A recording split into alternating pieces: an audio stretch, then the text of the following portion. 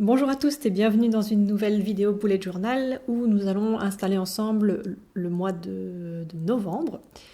Donc cette fois je vais un petit peu quitter ma forêt, je vais quitter le monde visuel du végétal, des formes assez organiques et courbes pour aller en ville, donc pour aller côtoyer les néons, pour avoir une ambiance un petit peu SF, style Blade Runner, cyberpunk et avec des couleurs un petit peu flashy. Donc pour ça, j'ai dessiné une nouvelle série de stickers, donc aux teintes aussi bien saturées sur un fond noir. Et j'utiliserai également de la gouache, des marqueurs, mais aussi des pochoirs tout simples. Alors bien sûr, mes dessins, mes illustrations ici ont quand même un petit côté witchy, sinon c'est pas drôle. Je vais commencer par le titre, donc j'ai composé mon brouillon hors caméra et pour les titres j'ai cherché en fait plusieurs polices d'écriture sur internet qui me rappelaient le jeu Cyberpunk 2077. Bien évidemment avec ce genre de thème on va jouer sur les angles, les lignes droites, les formes très structurées, donc je vais souvent utiliser ma règle, y compris pour les dégradés et la mise en couleur.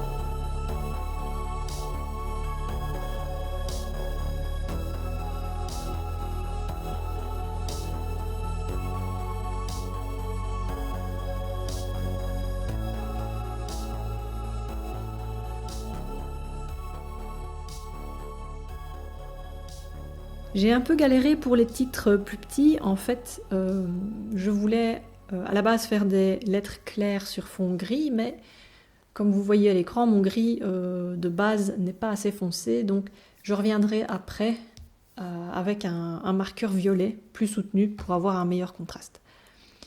Pour les lettres, donc j'utilise de la gouache, donc ça couvre à la fois le crayon et le marqueur, tout en ayant, grâce au pinceau, une spontanéité qui me semblait assez raccord avec le type de police.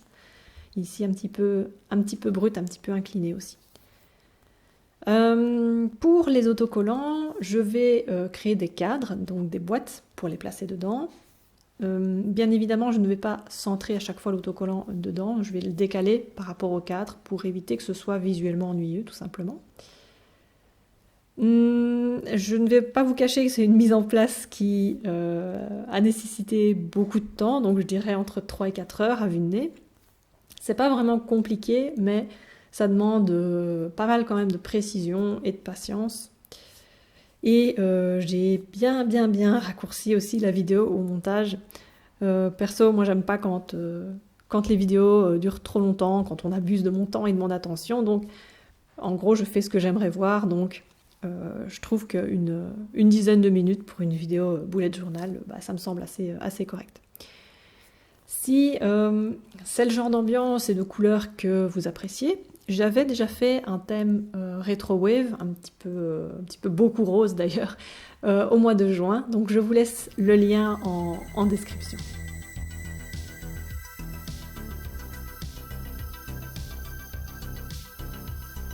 J'avais aussi envie d'aborder avec ce thème, vite fait, hein, le style.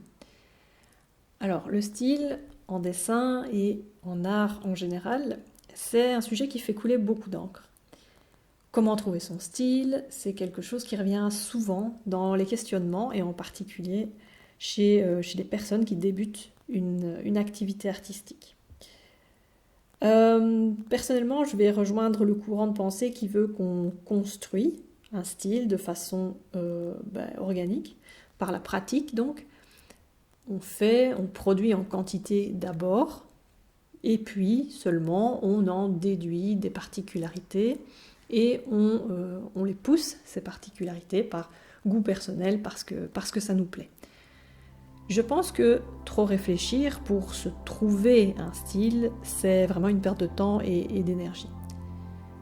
Ceci dit, quand on arrive à l'étape où ça y est, on a un style, en tout cas il semblerait qu'on en ait un, il est facile aussi de tomber dans le travers inverse, où on arrête de chercher et d'intégrer de la nouveauté, et où on se prive aussi, d'une certaine façon, d'aller voir ce qui se passe ailleurs.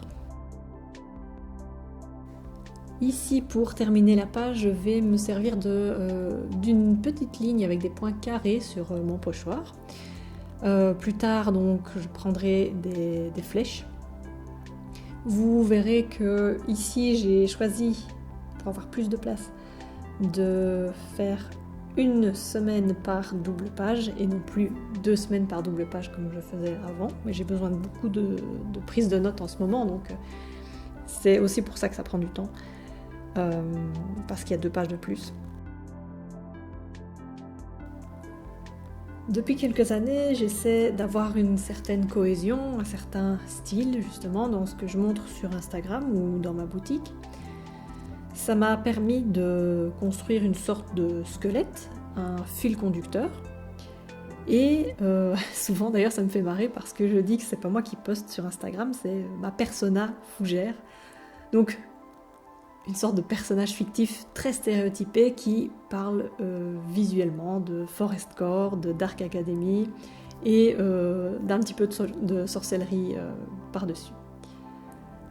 L'inconvénient, c'est que l'être humain, c'est complexe et qu'en le figeant à une seule persona ou à un masque social, à une ligne de conduite simple, on filtre, on réduit le champ des possibles.